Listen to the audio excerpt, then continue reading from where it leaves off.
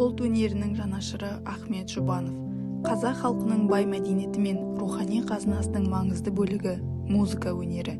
Сол өнердің дамуына өлшеусіз үлес қосқан тұлғалардың бірі Ахмет Жұбанов.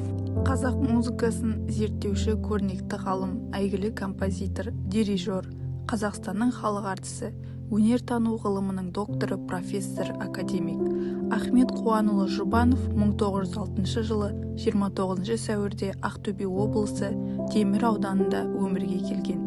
Қазақ кәсіби музыка өнерінің негізін қалаушылардың бірі ретінде оның есімі тарихта мәңгі сақталады. Ол өз ғұмырын ұлттық музыканы дамытуға, зерттеуге және болашақ ұрпаққа жеткізуге арнады. Ахмет Жұбанов жастайынан білімге құштар болып өсті. Ауыл мектебінде оқып жүрген кезінен-ақ музыкаға ерекше қызығушылық танытты. Халық әндері мен күйлерін тыңдап, олардың әуенін жадында сақтай білді. Кейін ол білімін жалғастырып, 1929 жылы Ленинградтық Глинка атындағы техникумда скрипка класы бойынша, консерваторияда профессор Ниманның габой класы бойынша, кейіннен музыка тарихы мен теориясы факультетінде оқыған. Бұл оқу орны сол кезеңдегі ең беделді музыкалық оқу орындарының бірі еді. Осында ол кәсіби музыканың қыр-сырын меңгеріп, теориялық білімін жетілдірді. Ахмет Жұбанов қазақ халық музыкасын жинап, зерттеуге ерекше көңіл бөлді. Ол халық арасындағы ән күйлерді нотаға түсіріп, олардың сақталуына және дамуына ықпал етті.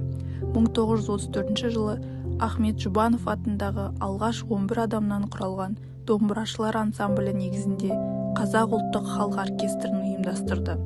Осы ұжымның тұңғыш дирижері ретінде көптеген халық композиторларының музыка туындыларын оркестрге лайықтап нотаға түсірген. Ол тек композитор ғана емес, дарынды дирижер де болды.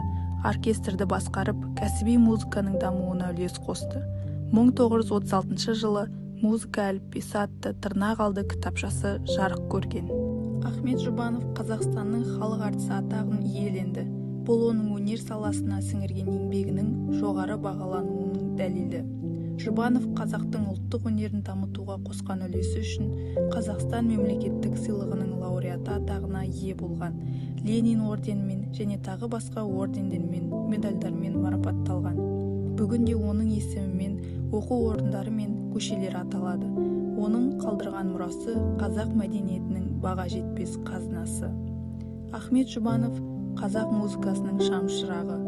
Ол ұлттық өнерді жаңа биікке көтеріп, кәсіби деңгейге жеткізді. Оның еңбегі мен шығармашылығы кейінгі ұрпаққа үлгі. Бүгінгі таңда қазақ музыкасы әлемдік сахнада танылып жатса, бұл осындай ұлы тұлғалардың қажырлы еңбегінің нәтижесі деп білеміз.